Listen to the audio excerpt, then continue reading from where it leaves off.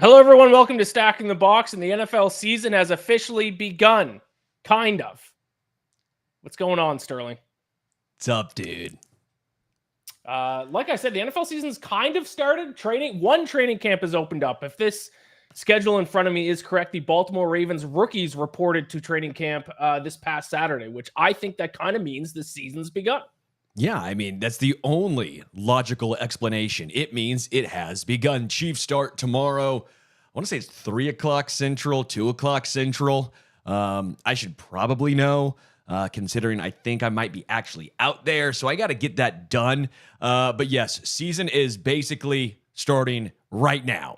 Training camp opens, season starts. This is when you can get irrationally excited about players that before today, July 15th, you've never heard of before. You can find some guy who was a undrafted free agent. You go, this guy's my lock to make the roster and go for 1K. Is it going to happen? You bet your ass it's not going to happen, but now is the time to dream, even if you are a Falcons fan, for example.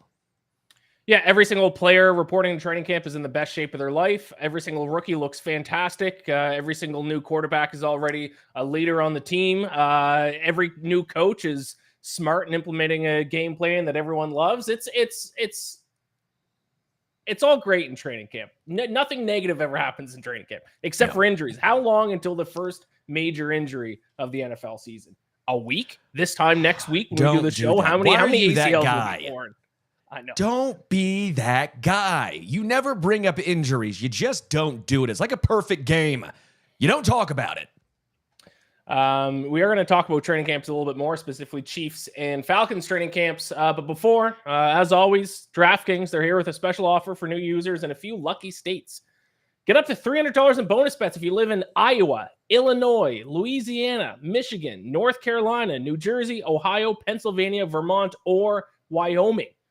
When you sign up with their code STB, new users in these select states can make a first bet of $5 to get $150 in bonus bets, a $10 first bet to get $200 in bonus bets, or a $50 first bet to get $300 in bonus bets. If you don't live in one of those states, no worries. We've still got you covered with $150 in bonus bets with our code STB. The best part is that you will receive your rewards instantly after placing your first bet, even if you lose. Using our code STB not only grants you your bonus bets, but also helps directly support this podcast.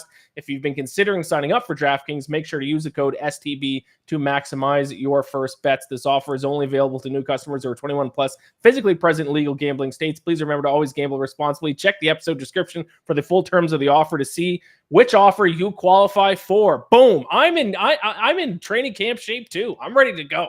That was absolutely electric, Iain. You even took, 3 weeks off? Yeah. 2 weeks off? Yeah. And you did not skip a beat. Someone has been training by themselves, alone in their room, training. That's just you, baby. Ad read after ad read after ad read alone in my room. Yeah, I took a couple weeks off. I'm back. I'm refreshed. Football started a couple days ago. I'm ready to go. You'll be excited too, by the way. I talked to Matt Ryan. I was at Tahoe this past week. I was at Lake Tahoe for the American Century Championship. Very nice. Absolutely electric, man. So much fun. Talked with Derek Carr, Matt Ryan, Jerry Rice, Charles Woodson. Found myself playing like beer pong with Miles Teller, The Miz, David Wells, TJ Oshie. I mean, it was hell of a time. It was wild, but I think you'd like to know about Matt Ryan. I just have to say how good of a dude Matt Ryan is. I know you're obviously a Falcons fan. Did not bring up the fact that you bet on him. I said, I have a guy who bet on you to win MVP when you went to the Colts. Didn't bring that up because I don't think his year in Indy went quite the way he would have liked. But such a great guy. And, you know, he was a little perplexed about Michael Penix Jr. with Kirk Cousins there, obviously. You know, it's one of those situations where I said the same thing. I didn't mean to lead him this way, but I go, you know, Michael Penix Jr. is maybe the most NFL-ready quarterback in the draft. And you drafted him to a team that already has a guy who you brought in who's going to be the starter for the next 2 years. And he kind of talked about how, yeah, if you're Kirk Cousins, you're going to feel some type of way, but at that point, you kind of almost have to put it behind you and try and lead, even if you understand the underlying currents there. I just thought it was fascinating, and him talking about, his years with what was it, Dan Quinn? No, who was the Shanahan as the coordinator, the OC. Talking about those 4 straight phenomenal years he had, culminating obviously with the MVP.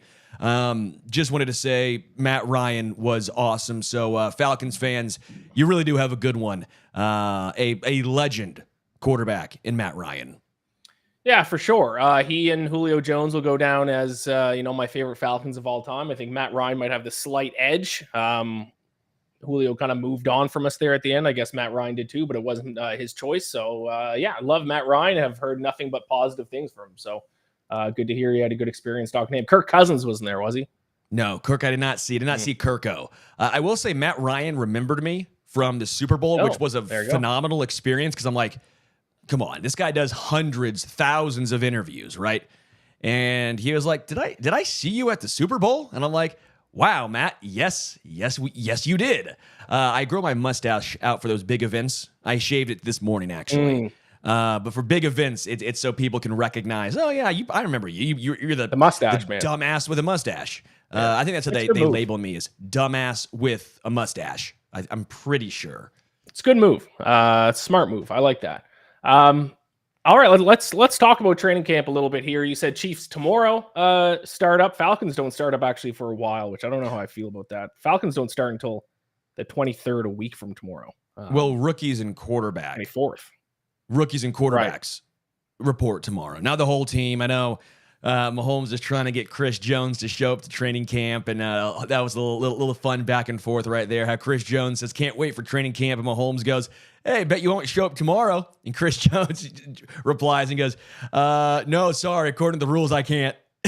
That was kind of a nice little play right there. But they're excited, obviously, to get back, and they're going for a three-peat. And when you're winning, what do you want to do? You want to keep winning. So it seems like a lot of these guys, the veterans, they know what they're trying to accomplish this year. If you're the Kansas City Chiefs, Mahomes, Travis Kelce, Chris Jones, like this is legacy stuff right now. We're talking elite of the elite in the pantheon of impressive accolades in NFL history, right? So they're all excited to get there. The rookies are trying to make their name. They're trying to join and, quite frankly, make an impact long-term for the Chiefs, because if you follow the Chiefs pretty closely, you understand, unless you are one of the big names, you might not be getting a second contract in Kansas City. So you only have 3 or 4 years to really make a name for yourself.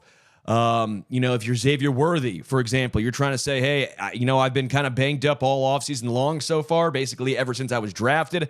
I want to get out there, show I'm healthy, get on the same page with Mahomes. We're still waiting to see with the Rashee Rice situation. Maybe the suspension does not happen now until 2025. But if he is, the Chiefs might need him early on, maybe a little earlier than most rookies are brought along, especially in an Andy Reid system, right? There's a lot of guys on the Chiefs. Kingsley Suamataia at left tackle. He wants to prove that he is not just the left tackle of the future, but the left tackle of now. Hunter Norzad, some of the backup offensive linemen. They're like, hey, if we show we're good enough, maybe the Chiefs move on from Trey Smith, which again, that's another conversation. A little too long for this show, but yeah, man, I'm very excited for the Chiefs training camp to start. A lot of fun storylines. I think, again, the Chiefs rookie class was pretty much lauded, praised by the rest of the NFL and national media. Just damn excited to get back out there again when you're going for a three-peat. A lot of predicting going on in training camp. Who's going to win position battles, who's going to look good, who's going to maybe not look so good. My big prediction, though, that I'm curious about for the Chiefs training camp is exactly what day this year will Travis Kelce sucker punch one of his teammates? What day do you think that's going to happen? Man, I'll say this. I'm looking at whatever August it takes to keep the drive going. I think maybe I think he's what, like 34, 35. Now maybe he's taking that the total T. Maybe he's on that total T, the Frank Thomas method, right? He's taking the not Neutrogena, Nutra X, whatever that thing's called. You see those commercials for it. Maybe that's what it is. No, man, I get what you're saying. They go to St. Joe. It's hot. They're in dorm rooms, and when you're getting physical, some dudes getting physical with you, you're gonna retaliate. And I'll say this: I'll take that if it ends in the Chiefs hoisting a Lombardi at the end of the year. I don't give a bleep, man. Yeah. Travis Kelce, anything to keep the drive alive. It seems like he's revitalized. Obviously, saw him in Tahoe as well. He was playing with his brother. He was in a great mood. Showed up a little late to celebrity karaoke because he was filming a show. Filmed a show. Hopped on a plane. Immediately got on the plane. Flew back. Took a car directly to where we were and sang karaoke. Hopped directly off the plane to the car, to the stage, and sang Here We Go Again by Whitesnake. Absolutely killed it. You can just tell he's enjoying life right now. And wow. I think it's going to transition and continue into this year in football. I don't know how many years he has left, but I don't think he's anywhere close to hanging it up. And I thought an interesting part here, Ian, Last year, he had a chance, sucker punch out of the way. He had a chance to go over 1,000 yards yet again, history, right? To extend that 1,000-year stretch. All he needed was, I think it was 17 yards in the final game. Sat out. He understood that his value to the team was more important in the postseason than trying to get a record in the regular season. And that to me is a team player. That to me is a guy that understands what is at stake. I get you're joking and you're smiling about the sucker punch and getting physical and him with Andy Reid. Screaming in Andy Reid's face. I get it. He's passionate. The team doesn't care. So why do you care? The team doesn't care. Andy doesn't care. It's a media-driven storyline because he's a passionate guy. We've known this since he was drafted. This is nothing new. Right. But now that he's more famous, now that the Chiefs keep winning. He is more famous, isn't he? You have to try and find TV shows. He's on stage at Taylor Swift. Like you have to be concerned. It could be a little bit of a distraction this year. I mean, he's but last year wasn't people in America now. Last year wasn't when it was the same thing. Last year wasn't. Well, it's kind of happening during the season. It slowly built up, and now he kind of seems like he's kind of spent his entire offseason kind of living the life of a superstar. And he is at this point. It's funny. Him and Jason Kelce. Who would have thought no one gets in the NFL as a tight end and a center thinking they're going to be the face of a league, but yet here those two guys are and they're brothers. It's incredible. But no, man, I don't think there's necessarily a distraction with that stuff. Again, my point here is it almost, I feel like, revitalizes him. Because at that age, the amount of hits you take, he just seems more enthusiastic than ever. He's enjoying this. He's a show pony. And when he gets on the football field, that show pony reigns. I'd be concerned if I was a Chiefs fan. That's all I'm saying. If I was a Falcons fan, I'm concerned about making the playoffs first. We're not talking about the Falcons right now. We'll talk about the Falcons in a second. I'm just saying, if I was a Chiefs fan, I got to be a little bit concerned. We're trying to go for a three-peat. It's never been done in history of the NFL. You're on stage dancing. You're late for things because you're filming TV shows. What was he late for? Everything was all laughing. Late. I mean, my training camp's about to start. Time to get locked in, I think. You know how many guys were at Tahoe? A few, probably. Not a lot of current players. There were some. Derek Carr was there. Oh, good for him. Not looking good for the Saints then. Any Falcons players there? Current Falcons players there? No, because they're not famous enough. We're locked in. They're not invited. I mean, this is like the biggest of the big. And sorry, Falcons fans. You got Matt Ryan. You got a legacy. You get a legacy. Kirk Cousins was invited. Maybe he said no because he's too locked in on the season.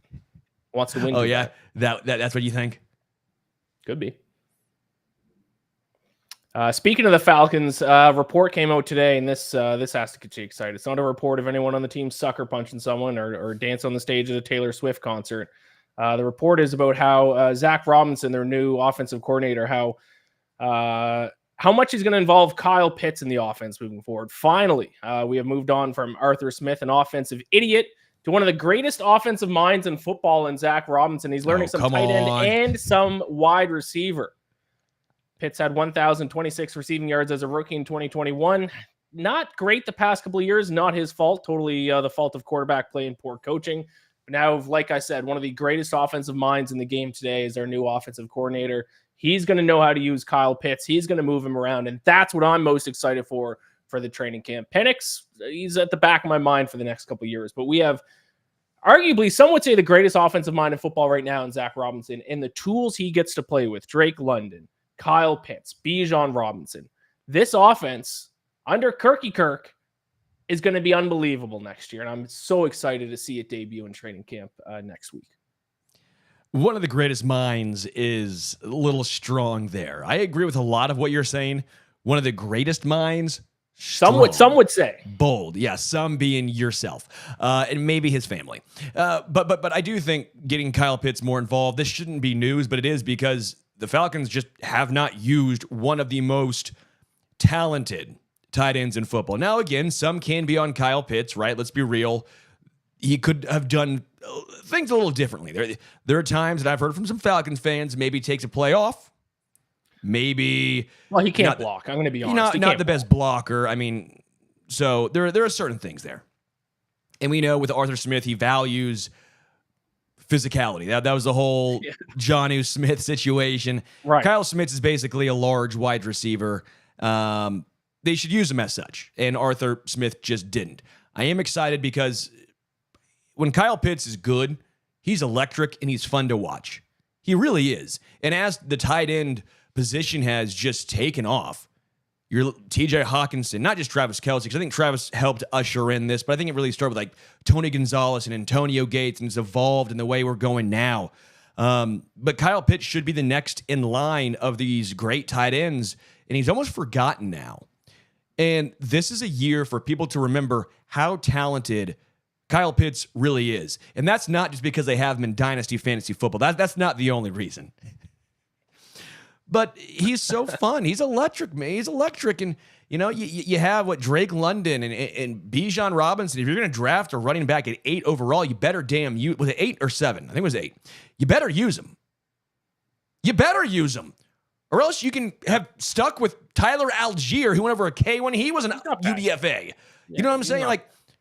Like Bijan Robinson as a first-round running back needs to be involved because we've seen the tools and the traits. And I think I disagree with one of the best minds in NFL history or whatever your hyperbolic notion with Zach Robinson there, but I do think they will get Bijan more involved, Kyle Pitts more involved. And you're right. They finally have a quarterback in Kirk Cousins. And hell, even I trust Michael Penix Jr. more than Marcus Mariota or Desmond Ridder. They can get the ball to their playmakers and make plays. Falcons should take a huge step forward in a very bad division. They should be fun to watch. All right. You know what? I'll take that from you. Fun to watch. I'll take that from you. And they do play the Chiefs. What is it? Week 4, Sunday Night Football? Week 3? I saw the over-unders for the Falcons, and it feels very low, Ian. Well, I think I saw 9 and 8 maybe was what I saw. I think it's 9.5, I think.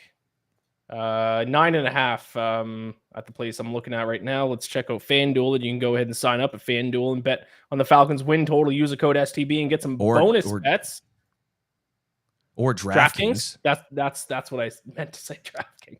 I think you meant DraftKings. Sign up for DraftKings using promo code STB, get some bonus bets, and hit the over on the Falcons win total, which is 9.5. Over, minus 135. Easy winner. Yeah, I'm ripping the over. I've already bet it. Am I wrong? You should be betting it on DraftKings because you get a better price on DraftKings compared to the other sportsbook. I said minus 135 compared to minus 148. So sign up at DraftKings. Yeah, I mean, I would even take an alt line of like 11 with the Falcons. You can bet over 10. Ooh, no, that's the Bills. Over 10, 11.5 at plus 240. That's a little steep. 12 wins is steep. I think they go 11-6. The Falcons do. They don't have a 10.5 posted right now. Yeah, it's because people are like me. 10.5 is probably what people would want to bet. Yeah, people are like me. I think a lot of people have them going 11-6. What's your least favorite part of training camp? Going out there to St. Joe when it gets real hot at 6 a.m. and I got to drive up because it's an hour away from my house at least. And you're there and you're sweating. And we can't take videos of certain parts of the session yet. If you're just a fan, you can. One of my pet peeves. Chiefs will say media phones down, so we can't take videos. Fans can take pictures, media can't? Fans can't. Well, because they can't, not all the parts, but some of the parts, some is media only, right? parts of the training session, but some are they open it up to everyone, fans and media, and they'll be like, all right, media, phones down, cameras down. Fans don't have to listen to that. Fans don't have to. I'm like, come on. I'm trying to look. Last year, I'm trying to look at Richie James over here. Give me something. Good. My least favorite part of training camp, obviously outside injuries, because that's the obvious answer. And this, I've found this issue looking through all the NFL news lately, trying to, figure out what to talk about today, because we're still kind of in the dog days of summer. And I joked about this earlier. It's just everything is just positive. Player X says they're in the best shape of their life. Player Y says they expect to rush for 1,000 yards this season. Player Z says this rookie is looking fantastic. It's like perfect. All that stuff is great. And then half these players are going to stink this season. So I don't know how we need to do it, but we got to get some real news throughout the training camp, because it's just all positive, and there's no way it's all positive. That's a great call, because it'll be like player X expects to go for a K on the ground. He gets 37 touches the entire season. Right. Like he's RB3. Right. The only time you hear negative outside of injuries is like Jamar Chase can't catch the ball, and then he turns into bleeping Jamar Chase. It's the overreactions. If there's anything negative at all, very rare there is, but anytime there is, maybe bet on that guy. Maybe bet on the guy that was negative, because it seems like every time something negative happens, that guy pops off. Every time you talk about Justin Ross in the shirt and short competition, catching balls, going up a hill, we're like, okay, yeah, he's going for a K. Then he plays 2 games, gets 3 catches, and he's done. The overreactions, I think, just in general, might be the correct answer for me, now that you brought that up. Yeah, and I think the last negative story I heard was from training camp was Jamar Chase. They said he couldn't catch the ball, wasn't it? Because there wasn't like a stripe on the ball, or there is a stripe, or there's not a stripe. In college there is, and it was like he can't catch this ball, and then he has obviously been Jamar Chase since then. So. But yeah, if you want to laugh, just go ahead and go on the NFL.com and their news section here. Buccaneers running back Rashard White aims to go well over 1,000 rushing yards in 2024. Oh, really? I thought he would have aimed for 400. Bills rookie Keon Coleman plans to be himself. I'm not Gabe. I'm not Steph. I'm just Keon. Perfect. That's great. Make sure you're yourself and not someone else. Good call, Keon. Colts guard Quentin Nelson says Anthony Richardson is an absolute freak. Perfect. Great. Okay, well, that's probably true. Good. You know what, Quentin? You're actually right on that one. Well, I mean, some of these are just true things that it's like, okay, I didn't really learn anything from that, but okay. It's like, all right, Kirk Cousins, 6'5". Oh, here's a fun one. Jaguars quarterback Trevor Lawrence is really excited for 2024 with dynamic group of pass catchers. Okay, actually, I have some really funny, quick side note. I have a very funny Trevor Lawrence story, okay? All right. So we're flying in from Vegas to Reno, right? From Kansas City. Yeah. You get to Reno. You got to drive an hour to get to Tahoe. Tahoe's a little kind of tucked away. What state is Tahoe in? It's in both California and Nevada. We stayed on literally state line, which is Nevada. Got it. We get there, going to find our driver to take us the hour drive from Reno to Tahoe. And they go, hold on 1 second. We got to take care of someone. His clubs got lost. His bags got lost. He's running late and all this stuff. And we're like, oh, yeah, sure. Look around. It's Trevor Lawrence. Trevor Lawrence got his clubs lost, his bags lost, running late. And he was in a fine mood. He was just, it's annoying. So he goes before us in the car before us, because there's 2 cars. We let him go first because, of course, he's actually playing in this. We need Trevor Lawrence to go ahead of us. I see him on the range the next day. I go, Trev, you finally get your clubs? He goes, I got my clubs. These are mine. Have no clothes. The airport lost his luggage. He goes, everything you see me wearing right now was bought in the clubhouse. So he had to just keep buying clothes for the week until he got his stuff. He was a super good dude. Made me feel so bad. I kept calling him overrated because, man, I talked to him every single night, and every time he was in a great mood, hilarious. We were playing a game of who was bigger, who was taller, him or Josh Allen. By the way, Trevor Lawrence is way thicker than you think. Trevor Lawrence almost dwarfs. Like, you think Josh Allen's a big quarterback, right? Like, Josh Allen, big guy, runs the football, right? Sure. Trevor Lawrence, bigger. Wild to me. Wild. Really good guy, though. Got his clubs. Just was cracking me up the whole week, though. Lost his stuff. had to buy clothes from the clubhouse and then played in this golf tournament. Yeah, I like Trevor Lawrence. I interviewed him a couple months ago. Couldn't have been nicer. Even I screwed up. I didn't record the first 3 minutes of the interview, so we had to start over from the top, which is an all-time rookie move, and he couldn't have been nicer about it. So I like Trevor. That's tough look. Yeah. Tough look for you, boy. Couldn't have been a nicer guy, but at the end of the day, Trevor Lawrence, it's do or die this season, buddy. I agree. I'm rooting for him. I'm rooting for him. I want him to succeed. I hope he's like an MVP candidate this year. Nice guy, but it's got to happen this year. It has to happen. And my other question was, I didn't ask him this. I should have. I wish I would have. Why the hell are you flying commercial when you just signed that massive contract? Why didn't you just take a private plane to Tahoe? Yeah. I don't know where he's staying at right now. I doubt he's in Jacksonville right now. Maybe he is. That'd be a brutal flight. That's a lot of connectors to get to Tahoe. But you're 6'6". You're a professional athlete that just signed this massive contract. Fly private. I'm guaranteed he had to be one of, like, I don't know. I bet almost every single player there, every single dude flew private. Mm-hmm. He's grounded, I guess. He's a grounded man. Just made me laugh. Yeah. I hope he at least flew first class at the very least. I don't know how he would fit in a seat. Dude's huge. But again, we root for Trevor Lawrence in this show as the person, but the player, we got to see him step up. Yeah, we can't allow, our personal thoughts on guys as human beings, make us biased in how they play and how they should be playing, because he has all the talent in the world. So, Trev, time to deliver. One last thing about training camp here. Matt Verderame tweeted this out because the list of joint practices was released for the upcoming NFL preseason. He tweeted, I've talked to many front office and coaching types, and they almost universally agree that they get more from joint practices than preseason games, which I thought was interesting. It does kind of make sense in a lot of ways. Most teams are doing at least one joint practice. One of a small handful of teams not doing a joint practice, and I think this has been the case for this team for the past couple of years, are the Chiefs. I believe the Chiefs aren't doing a joint practice. Is that correct? That I don't know. I actually got to confirm on that one. I don't want to lie and say. No, I have the list. I was trying to delay until I got the list in front of me. I have the list in front of me now. They are not doing a joint practice, and I don't think they have for the past couple of years. But it is interesting that Matt said coaches, front office types like these joint practices and think that they do more than preseason games. I would actually be all for even getting rid of preseason games, or maybe have one preseason games. I kind of hate preseason games. Just do joint practices. If they're more helpful, if they give you more information, if you're able to evaluate players better, just do joint practices. We don't need preseason games.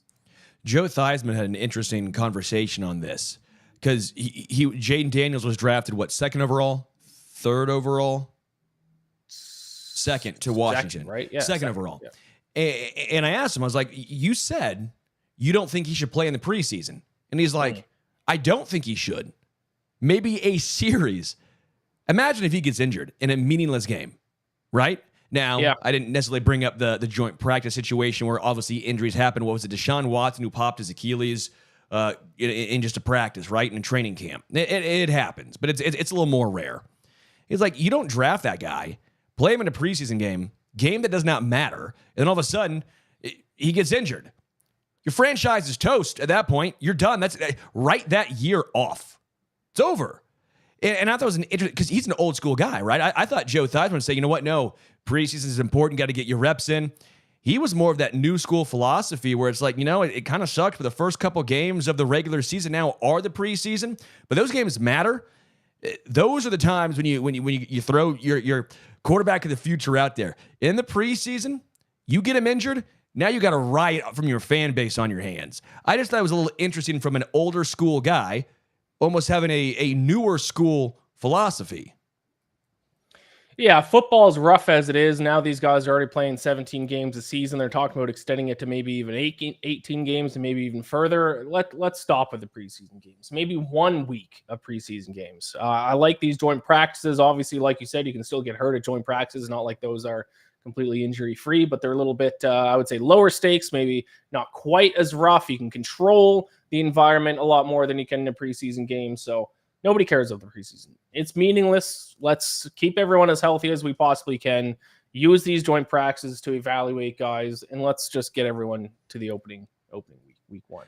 The one small thing I'll say is, though, it does suck if you take these preseason games away from the UDFA guys, from the 6th, 7th rounders, Sure. Yeah. from the veterans. Like on the Chiefs, Kelvin Joseph, cornerback's been bounced around from team to team. Preseason might be his chance to make the team. Yeah. There was a guy last year for the Chiefs that really thrived, and that was Echo Boydo from K-State. He was a rookie, undrafted. They're like, all right, we'll take a chance. Local guy, K-State. They'll bring him to OTAs. Well, he shined at OTAs. Then they brought him to training camp. He shined at training camp. And they said, all right, well, let's see what it looks like in a game. He shined during preseason. And eventually there were some injuries that happened, and the Chiefs brought him up at the end of the year. And that was because of they saw him throughout OTAs and preseason games. Those are the guys that get hurt the worst, who this penalizes the most when you take away the preseason. It's never perfect. There's no perfect answer, but it is those 6th, 7th UDFA guys, the veterans who are trying to come back and at least make a roster, having fewer preseason games. Those are the guys that gets hurt the worst. Yeah, but if they replace those preseason games with more joint practices, you would think that if they show their stuff in preseason games, they could probably do the same in a joint practice because it's basically the same thing. Yes and no. Yes, for the teams that are there. No, for the fact that you no longer have this on tape to pass around for all 32 teams, right? That's the other thing. The other guys who might not make the Chiefs, when teams are good, the Chiefs, the 49ers, the Eagle, there are going to be guys that are NFL caliber players that aren't going to make the team because these rosters are stacked, right? Yep. But they might make the Panthers. That happened last year with Amir Smith-Marset, right? You show out in OTAs, training camp, and then preseason, you'll get an opportunity with another team. But if you don't have those games, those 31 other teams might not get a chance to see you. Yep. Yeah, fair enough. Shout out to my guy, Philip guy, in the chat. Michael Penix season. Hopefully not. I mean, maybe, but hopefully not. Maybe in 3 years' time, maybe it's Michael Penix season. All right, that's pretty 30? much it for training. What's that? Yeah, when he's 30. Yeah, he'll be, their first start for the Falcons will be when he's, 32 years old. Anything else about training camp? Haven't said it yet on the show. Probably should have said a little bit earlier, but obviously heartbreaking news came out this week. Jacoby Jones passed away, only 40 years old. Dynamic receiver. I remember him most for the Baltimore Ravens, played in a couple other teams, Texans. Played a big part in the Ravens' last Super Bowl win. Sad stuff, especially at 40 years old. Never want to see that. Yeah, that was brutal, man. I mean, you hate seeing someone pass away so young, and it's. I know it's hard for everyone, especially for people who actually know him personally and his family. But it's wild at our age now, Ian, when you're seeing guys that you grew up watching. Right? I'm 30. Yep. It's just a surreal experience, and it's kind of more the first time we, just once you hit 30 or just guys that you grew up watching, you're like, they're not that much older than you, right? It's just very surreal, and you pray and you hope for their family and for Jacoby Jones and everyone to find peace, and it's just a heartbreaking situation. Yeah, another death. Got to shout out Monte Kiffin, 84 years old, was the mastermind behind the Tampa 2, which was a revolutionary defense back in the early 2000s. So yeah, a couple heartbreaking deaths in the football world this past week, which obviously never fun to bring up, but you got to bring up. Give respect to those guys, especially obviously heartbreaking with how young Jacoby Jones was. Other news, a little bit lighter news, a little bit more fun news. Josh Allen, not the quarterback. Josh Allen for the Jaguars changed his name to Joshua Hines-Allen. So we no longer have two Josh Allens in the NFL, which is a shame. But it makes sense. At least with the last name, it makes sense because he has sisters. At least one sister plays in the WNBA who goes by Hines-Allen as her last name. Two other sisters beyond that played college basketball, go by Hines-Allen. So I thought initially maybe he was doing it so he kind of separated himself from Josh Allen, the quarterback. But no, I guess the rest of his family goes by Hines-Allen. So no more Josh Allen. No more Josh Allen sacks Josh Allen. It is now Joshua Hines-Allen sacks Josh Allen, which is kind of a shame. Have you seen Office Space? Yes. Michael Bolton. In a while, but I have seen it. But yes. The guy. Why should I have to change my name? He's the ass clown. I just love that movie, and that just he bowed out to Josh Allen. No, but this is cool, especially for if the rest of his family does, giving more credit and credence to that family name. Pretty cool. I got a couple great name changes of all time. This one I would say not a great name change. I like the Josh Allen. I get why he did it, but how about Chad Johnson to Chad Ochocinco? Is that the greatest football change name of all time? Or is that wrong? No, it's great. What about World Be Free in the NBA? Changing his name to World Be Free. Wasn't it Meta World Peace? That's a different player. Oh, World Be Free was for the 76ers. Who is World Be Free? World Be Free. I forget his real name. Yeah, he changed it back in the, 80s. World Be Free. His real name was Lloyd Bernard Free. Changed to World Be Free. You know what? I like that because his last name was already Free, so he didn't change that part of it. It's kind of a play on that last name. So I like that. I like that better than Ron Artest to Meta World Peace because that's out of nowhere. And he changed it again, didn't he? It was Meta World Peace to yeah, he did change like the Panda Man or something like that. Yeah. There's always some great ones in basketball. One of the greatest athletes of all time changed his name. Cassius Clay went to Muhammad Ali. I personally think Cassius Clay is a better of the two names. I think he changed it for religious reasons. But if we're going just how it rolls off the tongue, Cassius Clay is a pretty sick name. Strong. Kareem Abdul-Jabbar was Lou Alcindor in college when he played for UCLA. Any other ones off the top of your head that you can remember? Relatively recently, Enes Kanter changed it to Enes Freedom. Yeah, what's with basketball players and like changing it to like Freedom and World Free and Be Free and World Peace? Pro Freedom. Not really a name change. Tiger Woods is not really actually his name's not actually Tiger. Eldrick. Smart move changing it to Tiger though. Yeah. Eldrick's a tough one. All right. That's all I had for that. This is the dog days of summer. Brian Daboll, on an even funner topic. Producer Richard says Lloyd Bernard Free. Yeah, for World Be Free. Oh, okay. Got it. I missed that. Brian Daboll says he can run a 7.0 40-yard dash, which sparked some conversation on the internet. First of all, can Brian Daboll run a 7-second 40-yard dash? I would hope so. I think he can. A lot of people said no. I think he could run a 7-second 40-yard dash. 7 seconds is a while. For me, I'm probably running at this point, what do you think? 5'3", 5'4"? Yeah. I mean, I don't know how fast are you? I mean, I'm decent, but my point is I think we're not running as fast as we think we are, right? No chance I'm touching. Anyone who says that they'd make the 4-second mark is crazy. Yeah, you're dumb. We're not well, look at that lineman. Yeah, that lineman's in way better shape than you think he is. Just because he's got a gut, it's there to protect him and to protect the quarterback. Dude's still an athlete. I think I'm probably rocking like a 5'4" right now. I mean, Rich Eisen does the 40-yard dash I didn't know that he still did this, but it used to be a big thing, especially when he kind of first started. And he was always kind of in the low 6s. He broke 6 twice, 5.98 in 2014, 5.94 in 2016. If Rich Eisen can break 6 seconds, Brian Daboll can definitely break 7 seconds, and I can definitely break 6 seconds. I ran the 40. I was obviously an athlete back in the day, obviously. Last time I had my 40-yard dash timed was senior year of high school. I ran a 4.8. Obviously not going to do that anymore. I would say I would be now a 5'7". Maybe I'm a little bit. I feel like you'd beat me.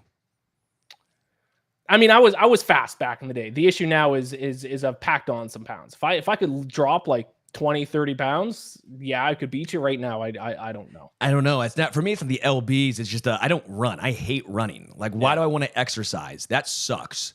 I mean, I do some long distance running now, but that's not the same as. I'll judge people who do exercise and stuff. Don't get me wrong. Right. If you think I'm gonna actually run, no, you're out of your gourd. We should do that. I've been saying for a while. We need to do like a AA stack in the box. Yeah. Combine. All right, I'm in. I think it'd be fun. All right, and we'll finish off with this. We are doing tier rankings for a while. I think we're kind of moved past the tier rankings, but we're also not quite at the time where we're going to be making some picks for the upcoming season. So I just thought, you know what? Fantasy drafts are going to start soon here with training camp starting. Let's just give our top 5 fantasy players on the draft board. I like overall fantasy. We're going to say PPR. I like to do half point PPR, but for the sake of this conversation, let's do full point PPR. Top 5 players, regardless of position. Who do you got? Do we both agree number 1 is obviously Christian McCaffrey? Yes. Dang, I was going to go 5-1, but yeah, CMC is 1. I think we start with 1 because 1's the more obvious. Yeah, that's the most obvious. All right, we'll go. Then 2. Who do you have at 2? I was looking around at some mock drafts, and a lot of mock drafts have CD Lamb number 2. I would not hate it. Number 2. Yeah, I hated that. You got a ton of targets the past couple of years, but still at the end of the day, I think I would go Tyreek Hill. Ooh, I mean, the argument, Justin Jefferson. Oh, well, let's break this down a little bit. The argument for CD Lamb is he is the clear top weapon in Dallas. It's him and not really anyone else. So he's going to get a ton of targets. He's going to get a ton of action.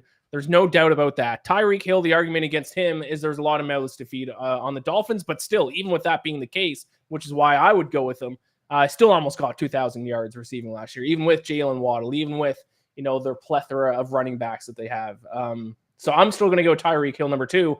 Justin Jefferson, the issue with him is that who's throwing him the ball? Sam Darnold or J.J. McCarthy? Does that give you a lot of confidence to take Justin Jefferson number 2?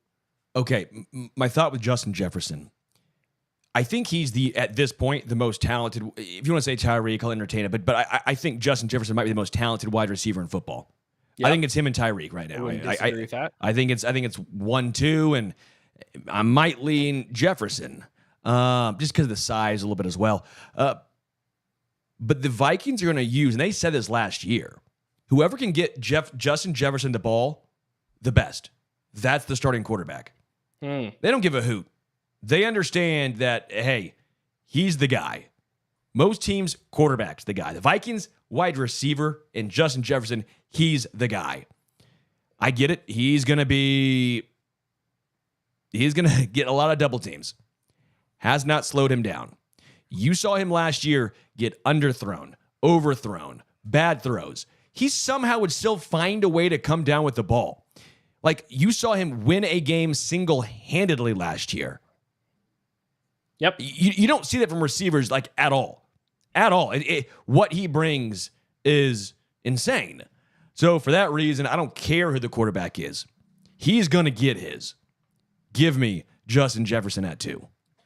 Yeah, who knows if there's another receiver there, because Jordan Addison just got arrested with suspicion of DUI, which is mind-blowing to me. After what happened to Henry Ruggs, I don't know how there are still football players who are getting DUIs, which is the scariest. Like, what happened to Henry Ruggs, and it's his fault, but that whole situation should scare every single player in the NFL straight when it comes to getting DUIs. Obviously not. Jordan Addison got arrested for suspicion of DUI, and then I think he posted on Instagram this morning him having a mimosa or something, which is just tone deaf.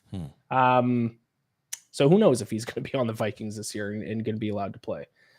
I'm still going to go Tyreek Hill number 2 for my rankings. Number 3, who do you have? Normally I don't. Yeah, this was a change of pace for me. I went Breece Hall. Yep, I like that.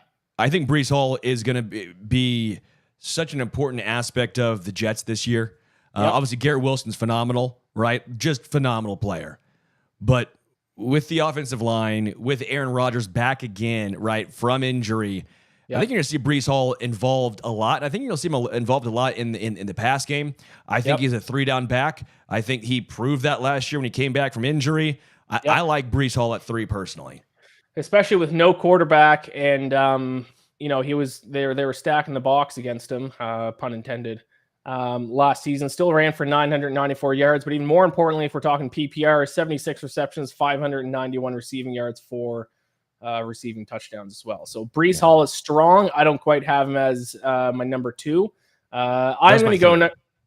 Number 3. My number 3. I'm sticking with receiver for 2 straight picks. I'm going to go to CeeDee Lamb because of the reason I talked about earlier, how he is the Dallas Cowboys offense pretty much. He's going to be in the top 3, if not number 1 in targets this upcoming season. Still put Tyreek Hill above him. My issue with Justin Jefferson, like I said earlier, is the quarterback. Just based on targets alone and his pretty consistent production in his career, I'd take CeeDee Lamb as number 3. Yeah. I'll get to it in a second. 4, I have Tyreek. Okay. 4, I have Tyreek. Who do you have 4? Is Tua being Tyreek's quarterback a plus or a minus for Tyreek? I think it's a soft of me to say, but I think it's a wash. It's a wash. Like, I think he's in some aspects underrated, right? Like, I think there is something to him being able to give Tyreek Hill the ball around the line of scrimmage and give him a chance to make plays, right? Like, I think there's some aspects of Tua's game that are underrated. There are some aspects of his game that you're like, well, you can't say Brock Purdy and give him all the love for some of these similar situations and then use it as a negative for Tua, right? I think sometimes people use stuff just to fit their narrative. I get that. I think there's some concerns with Tua overall. Just so I have some concerns with Brock Purdy overall, while sometimes some of the numbers and the analytics will say great, but you can see with your eyes that you're like, okay, he ain't Josh Allen, Burrow, Mahomes, Lamar, one of the elite guys. I think Tua Tagovailoa is underrated by the haters and overrated by the some of the nerds and the apologists, right? Yep. Fair enough. I think that's a fair take. My number 4 is Breece Hall. For the same reasons you like him, for the same reasons I mentioned earlier, especially in PPR. I mean, Aaron Rodgers being healthy is only going to help that. Teams are going to obviously try to have to defend the pass a little bit more than last year, where last year they just, once again, stacked the box and try to stop Breece Hall. And then if they did, they would shut down the Jets offense. Thank you, Richard. Number 5. Number 5. Between 2 guys, and I need you. That's why I said give me a second when we get to this. Do you want me to go first? Go first. Yeah, go first. Number 5. Going back to running back. Bijan Robinson. Insert Falcons player here at number 5. Bijan Robinson. If you want to eat, Drake London here would be a little bit of a stretch.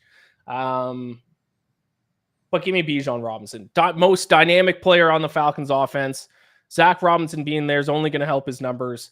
Fantastic offensive line. One of the best guards in the NFL, blocking for him, and Chris Lindstrom. With Kirk Cousins there as the quarterback, teams are going to have to defend the pass a lot more than they did last year with Desmond Ridder there. It's going to open things up for Bijan Robinson. He's going to get involved in the passing game. We're talking PPR as well. These pass-catching running backs are super valuable in PPR league.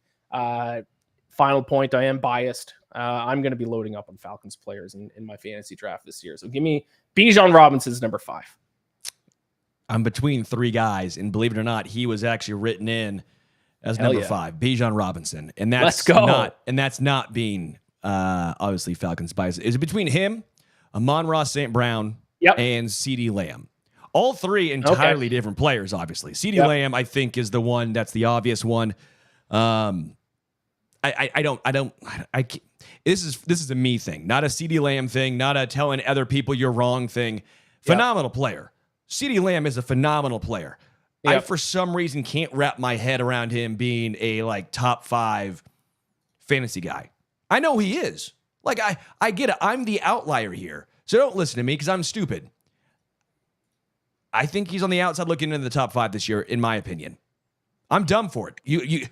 I'm already admitting this is all gut. This is like when you're at the blackjack table, you have 18 and you say hit, and you're like, what's this guy doing?